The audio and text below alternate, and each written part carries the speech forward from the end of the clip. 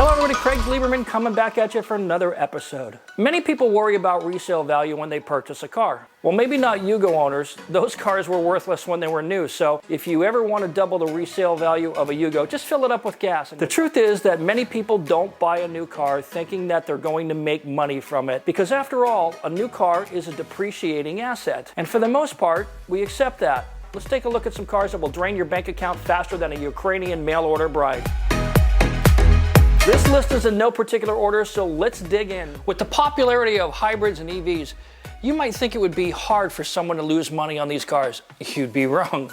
Nissan Leaf owners said, "Hold my beer," and promptly racked up nearly 70% of depreciation after 5 years of ownership. Its poor range was certainly a factor, but owners also complained that the 2017 model would only go 70 to 100 miles on a charge. That made the Leaf as useless as an inflatable dartboard. In the ninth position is a car that I describe as not offensive but partially unimpressive. It's the Audi A6. It's a good looking car if you ask me, but somehow it seems a bit vanilla. While it's a decent car, the 2020 A6 will lose 69% of its value in 5 years. Why? The high cost of maintaining an Audi outside of the warranty period, which runs for 4 years or 50,000 miles, is probably a factor for many people. There are also some known issues with some of the Audis, and most distressing of those are the timing chain issues, which are pretty serious. Look out for this problem in models with V6 and V8 engines. It's a big issue. Other issues like flywheel issues, transmission issues, and failures of the CVT transmissions are affecting resale values too. Veterans of the brand also know that Audis have a notorious penchant for consuming oil. Audi says the TFSI engines are still within spec if it loses or burns a quart of oil every 1,000 miles. What? Those are Exxon Valdez numbers, bro. The 3.0 V6s are just as bad. Hey, I'm still a big fan of Audi, but I can't believe that we're still talking about oil consumption issues after 15 years and several lawsuits. Fix it already. All of these considerations, plus subsidized lease deals that lead to dumping and high turnover, conspire to drag down resale values. It's a damn shame because I love the Audi brand. My next car is a come from behind story. Who remembers the E39 M5? Come on, man. This analog Autobahn burner was probably the best iteration of the M5. It was a hoot to drive. You could get it with a true manual transmission, and the car sounded awesome at wide open throttle. It was just the right balance of old and new technology. This, of course, was back before BMW started using Chef Boyardee to do their electrical wiring. And while this was a great car, but that M5 you bought in 2003 for 71,000 bucks would have shed $54,000 of its value by 2008. Ouch. The good news is that they're starting to go up in value again, and now today a pristine example of one of these cars is fetching close to $100,000. That is one hell of a comeback story. The next car on this list is the 2004 Maybach 57. This was the car to have if you were big pimpin' way back in 2004. But if you lost that much of your wad on resale value, just remember that pimpin' ain't easy. These cars were popular with many Hollywood celebrities. In fact, Kanye West had one. When he was asked about losing $200,000 value on the car's original sticker price of $305,000, his response was, "Yeezy come, Yeezy go." Sorry, dad jokes, I had to use it. I've got them whether you want them or not. If you bought one of these cars, I hope you got a free bar of soap because you took a freaking bath on this thing.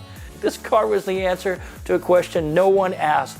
Just how big of a motor can we stuff under the hood of an Audi? These cars started at 118 grand and today they're selling for about 16,000 bucks. Even the 5-year average depreciation was around 68%, and that's crazy. The VW Phaeton was just as bad. Next on my list is the Chevy Volt. The Chevy Volt actually seemed like a pretty good idea on paper. Use a gasoline engine when the battery is drained to extend the range to 430 miles. Good. However, GM still couldn't get it right even after 10 years of production. Owners report more gremlins than a Phoebe Cates movie, including many electrical issues, transmission issues, stalling, brake problems, burning smells, and multiple recalls. These things and government subsidies on EVs may often make buying a new one cheaper than buying a used one. This also affected resale values. The other truth is that 97% of Americans don't buy electric cars. Values of used Volts have dropped even further, leading to 68% depreciation in the first 5 years. No word on whether the next version will be called the Revolt, but we'll see. Next on my list is Jaguar. Jaguar was kind of a one-hit wonder for me. The E-Type was impossible to top, and by the mid-1980s, though, Jaguar was a brand appealing only to septuagenarians and their wives. In the 1980s, Jags were known for horrific and shockingly poor reliability and bland styling. As a result, the resale values plummeted faster than a trailer park after a tornado. Today, although Jaguar has sold its soul to produce mostly SUVs, the current F-Type is actually a very fun car. But history shows that Jags just don't age well. A 2006 Jaguar XJ that used to sell at $90,000 new is selling today for around $7,000. Today, a 10-year-old Jag will have lost at least 80% of its value. Not good. Which brings me to this brand, a brand that is on this list year after year, Maserati, specifically the Maserati Quattroporte. Quattroporte means 4 doors or 4 holes, I think.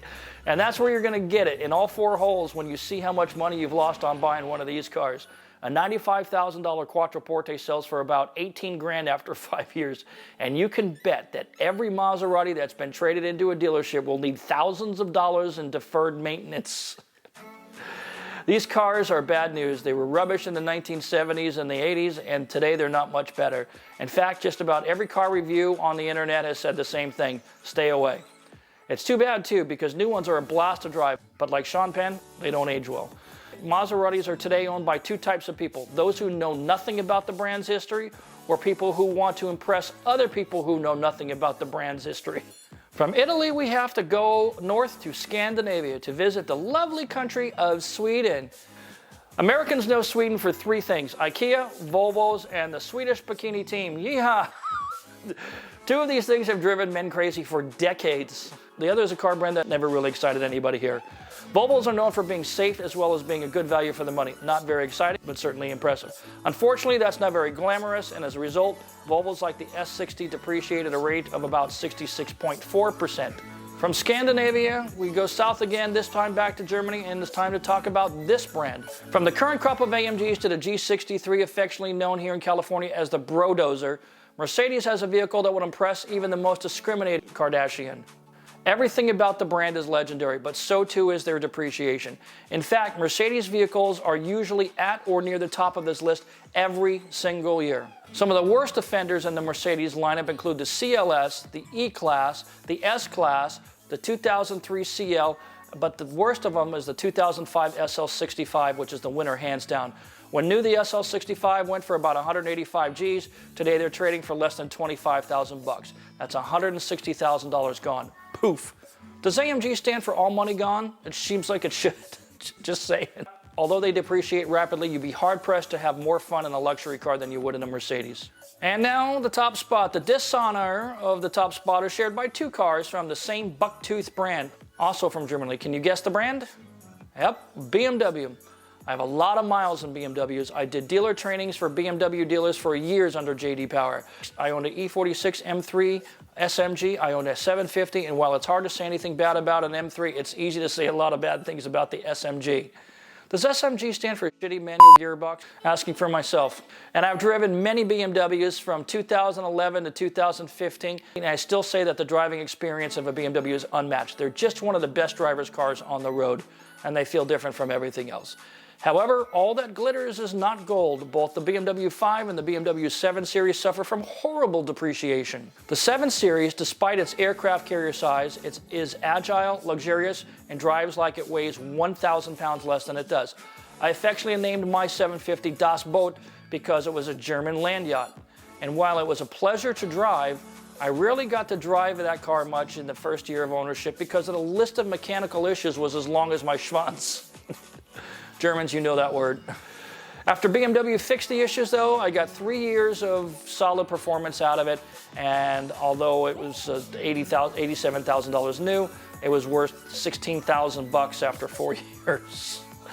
Is it getting better with BMW? Nope, not really. Today, a 2027 Series BMW will lose 72% of its value after 5 years. The 5 Series will lose 70% of its value after 5 years as well.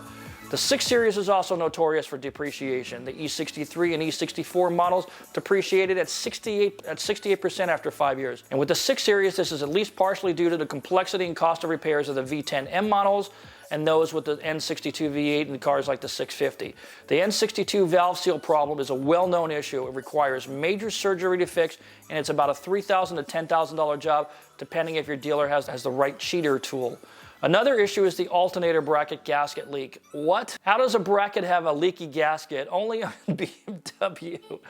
But in this case, a $10 gasket will cost you literally $1,300 to replace it. And so it goes with BMW. They do stupid shit like this all the time. So what's the takeaway here? Actually, there's a lot you need to take away. Number one, you really shouldn't be financing a depreciating asset. Not only are you losing value on the car, you're paying interest on the loan. Consider instead buying a 3-year-old car, one that the original owner has already absorbed the initial depreciation on. Number two, research problems for cars on the internet. If you're thinking about a car, simply type in the year, make, and model and add the phrase common problems, and you'll find a treasure trove of real owner experiences and warnings. Number three, research resale values. If you've got money to burn, you can skip the step. If you care about your money, don't skip this step. Number four, if you're leasing these cars because of subsidized leases, then you don't care much about resale values. You're basically renting the car. And number five, you never, ever, ever want to own a British or a German or an Italian car or a French car after the warranty runs out. This is 40 years of experience talking. All this aside, cars are meant to be driven and enjoyed. If you have the money and it won't put you in financial distress, you should just buy the car you want and enjoy it. Who cares, right? That's it for this episode, everybody. Thanks for watching, and please, please subscribe to my channel. Big things are coming up, and you won't want to miss it. Thanks for watching. I'll see you next time.